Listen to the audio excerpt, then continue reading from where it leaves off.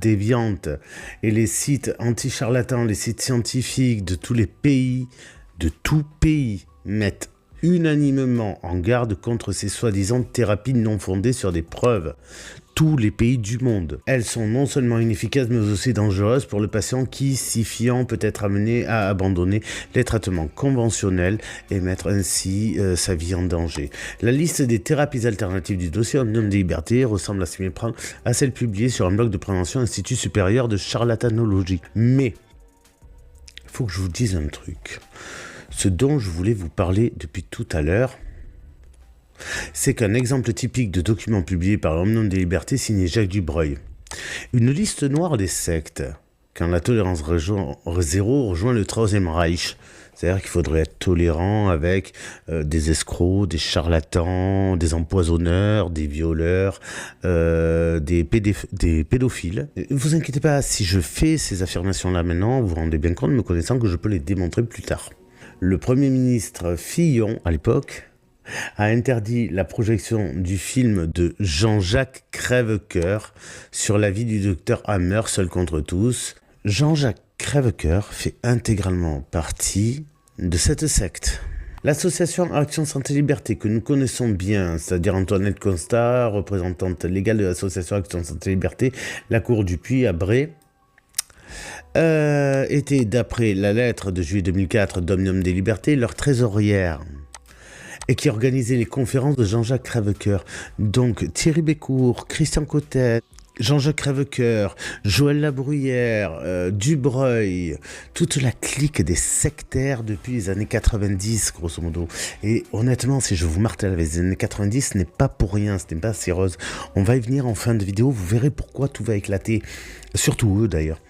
Jean-Jacques Crèvecoeur fait partie intégrante de tout ça. Quand je vous dis la complosphère est homogène, la complosphère des sectes est homogène. Vous avez le site psyram.com, vous avez l'Omnium des libertés, voilà, vous allez lire la page, il n'y en a pas pour longtemps, il y a plein d'informations, vous allez tomber des nues, cela même si vous suivez et écoutez ces personnes, je vous le recommande encore plus pour savoir à qui vous avez enfin affaire. Fin de la parenthèse, on reprend la vidéo. À l'encontre de l'Association de défense des familles et de l'individu du Nord, Pas-de-Calais, Picardie, de l'ATFI d'ailleurs, et de l'Union nationale des ATFI, l'UNATFI. Donc vous avez des gens, des citoyens, des citoyennes, qui veulent protéger leurs enfants, et ces gens-là intentent des pensées contre ceux qui veulent protéger leurs enfants, tout en se réclamant vouloir instruire les gamins.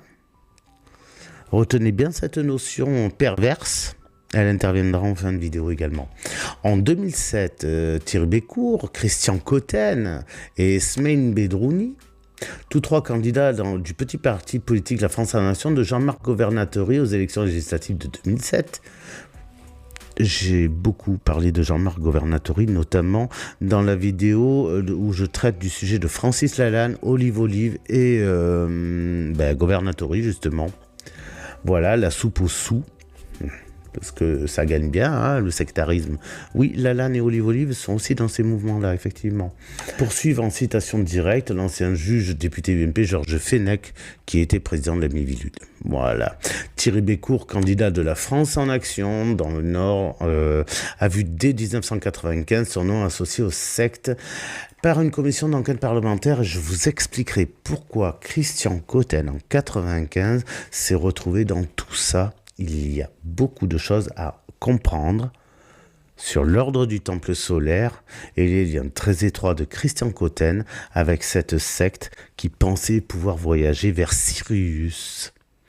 Ça aussi, c'est un nom qu'il va falloir que vous reteniez. Je vous en demande beaucoup en ce moment.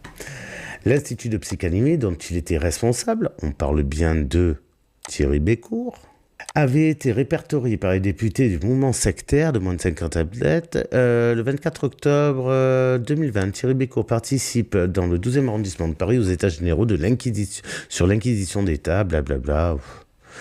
Monsieur Bécourt intervient en tant que responsable local de l'Omnium des libertés de Joël Labruyère également.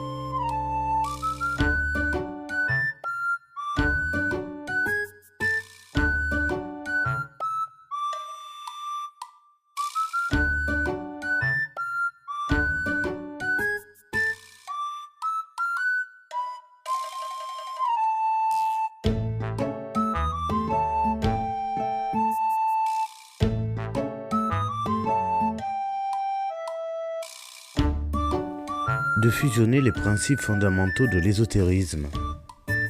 Et je me suis vite rendu compte que, il y avait rien à dire en fait. C'est complètement creux, table 700.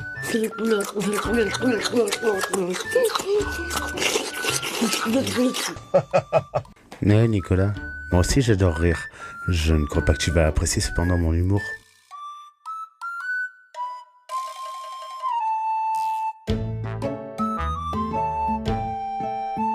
Fin de la parenthèse. C'est un peu comme si le mot alternatif était garant d'indépendance, était garant de sincérité, de rigueur, de franchise même. Le mot alternatif, comprenez, comme c'est pas financé publiquement, alors il n'y a pas de conflit d'intérêt. Le clampin lambda, il a raison. Mais si je suis le raisonnement de tous ceux qui n'aiment pas ce que je suis en train de dire, étant donné que moi-même je suis un média indépendant, de fait, que personne ne me finance de fait, j'ai donc raison. C'est ce qu'on appelle la pensée circulaire, qui est le mode de pensée sectaire de la complosphère. Ceci dit, lorsqu'il est question d'élévation spirituelle, de médecine vibratoire, d'élévation psychique, de plan vibratoire, d'élévation de l'espèce, lorsqu'il est question d'augmenter la puissance de ses chakras, de diriger son âme vers le firmament, tous ceux qui utilisent le mot énergie quantique pour relier à des guides spirituels, voire à des extraterrestres, il est presque naturel de concevoir l'association entre l'idéologie Blavatsky de Bailey, les mécaniques quantiques, la physique quantique et donc l'ufologie. Alors ça, on va en parler. On va même faire bien plus que ça, on va disséquer cette saloperie. C'est parti. Oh yeah.